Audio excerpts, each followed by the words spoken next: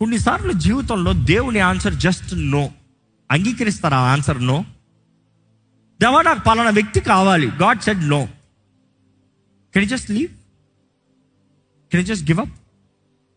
Are you saying why Lord? To obey God, దేవుడికి లోబడతాం అంటే ఏంటి?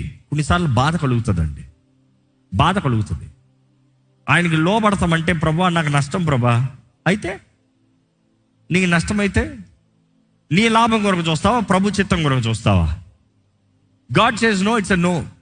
God says wait, it's a wait. God says yes, it is an yes.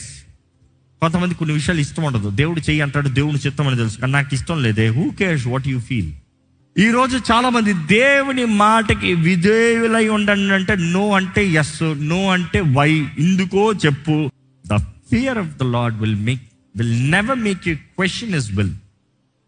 నీ చిత్తమే జరుగును గాక.